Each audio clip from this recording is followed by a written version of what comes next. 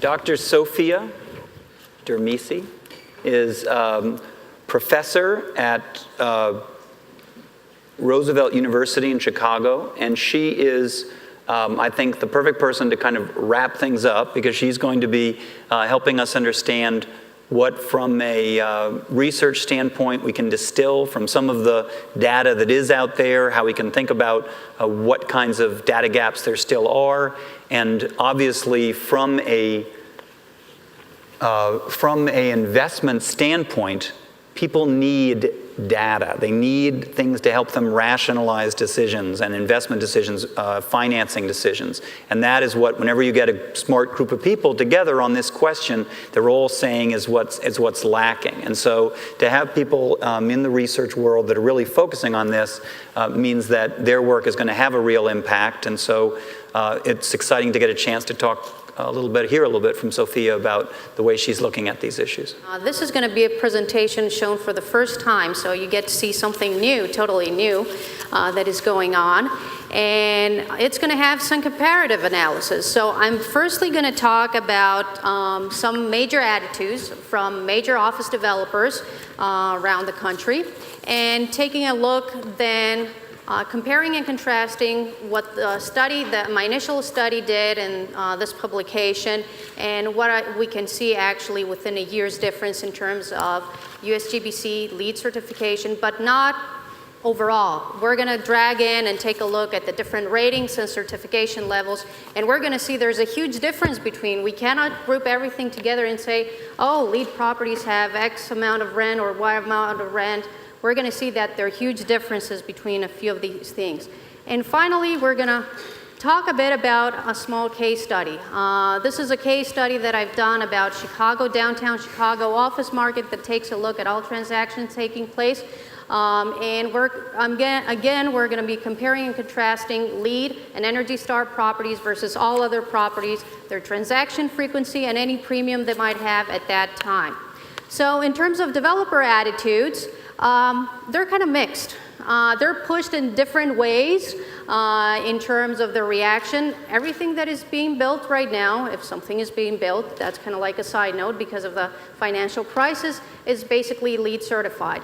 Some of the main reasons of that is financing is much easily obtainable if you're building a LEED certified project, or if you're rehabbing a LEED certified project versus a non-LEED project.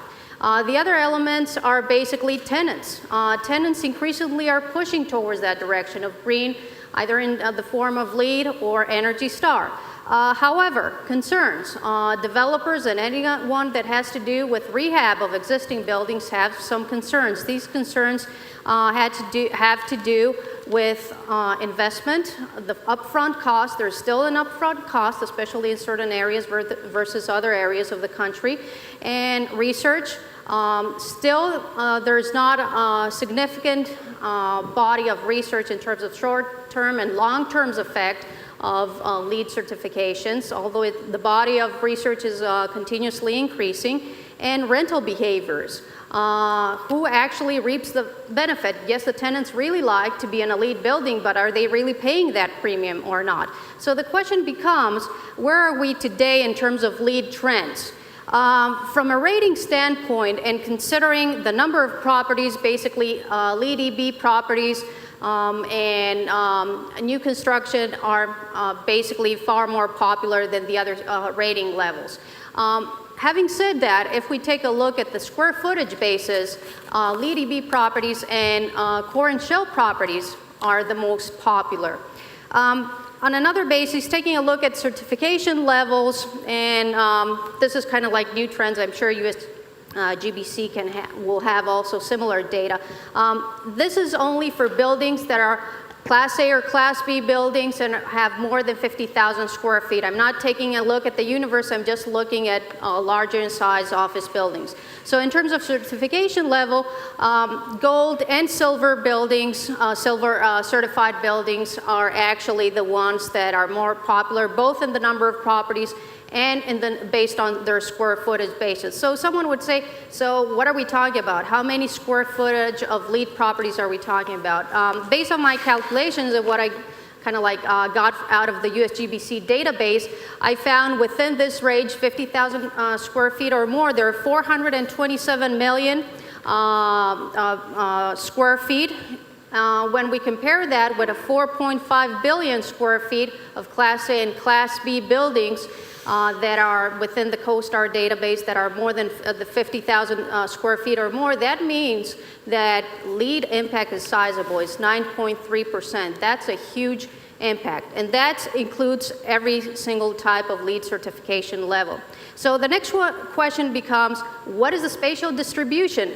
Norm kind of like talked a bit about that, but I like maps. My background is in planning and regional development engineering, so I always prefer to show a map with a lot of pictures. It tells a story by itself, rather than just outlining which stage is where. So you see basically any spatial dependency. I'm not going to talk here about the square footage. I'm only going to talk, because of the time constraints, about the number of properties.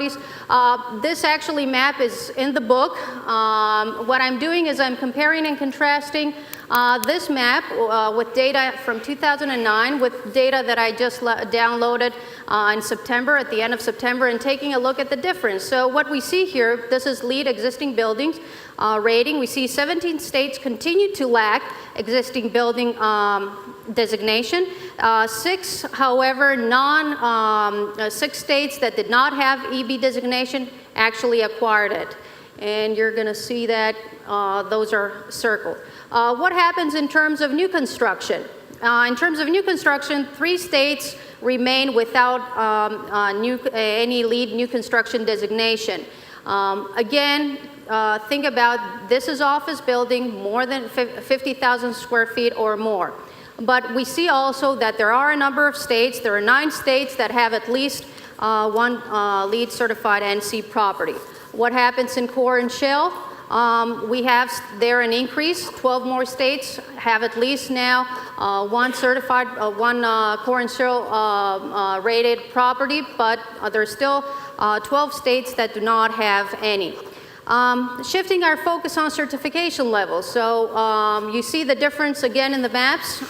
Platinum, the condition is pretty bad. 24 states continue to lack platinum certification, but there are only 3 states achieved platinum certification. Taking a look at gold, actually things are looking much better in terms of gold certification rather than platinum. There are 6 states that are lacking such certification, but we have an increase by 12 states. Looking at silver level, again, there are a number of states that actually were added within a year's difference, and there are a lot of projects right now in the USGBC pipeline that are going to be certified. The same also in terms of the certified level. There are a few projects that are also going ahead, and you see the differences between the 2 maps. So in conclusion, what can we say? What is all this picture about what the trends are? The most popular trend are basically LEED, EBOM, EB before the EBOM designation, before the EBOM rating, which currently is in place, and NC are the most popular. This is only in terms of number of properties. When you're looking at it in terms of number of square footage, then LEED, EB or EBOM and core and share are the most popular. In terms of certification levels, gold and silver are the most popular, both in terms of numbers and in terms of ratings. Other trends, California, Texas, and Illinois are the greenest. Again, in LEED terms, they have a number of LEED projects in place. Again, we're talking about large office buildings. While there are certain states, examples, Montana, Idaho, and Nebraska, that have no LEED properties that are within the office market. So taking a look at the valuation perspective, and this is actually a quote from the article. I took a look at that article in terms of valuation, assessed and market value, comparing the different LEED ratings. We see that the highest price per square foot was found at LEED EBOM Silver, and the lowest at LEED NC Silver. So after taking a look at this kind of like a picture of the US, let's take a look at what happens in Chicago. This is a case study about Chicago. all transactions that took place from 96 until 2008, and someone will say, oh, LEED was not in place then. Well, it started in 99, but I just wanted a bigger kind of like window to study the transactions. So I took a look at the transactions and take a look also at, are there any LEED properties that transacted during this period, or are there any Energy Star properties? And indeed, there were some LEED properties and some Energy Star properties, and in some cases that transacted more than once.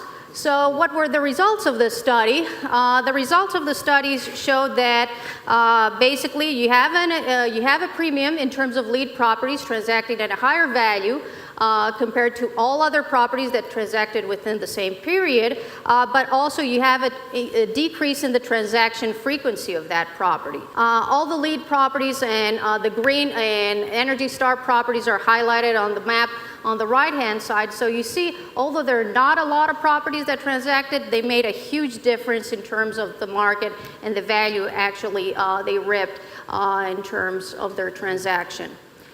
So with that being said, I think Roger will open it up for questions.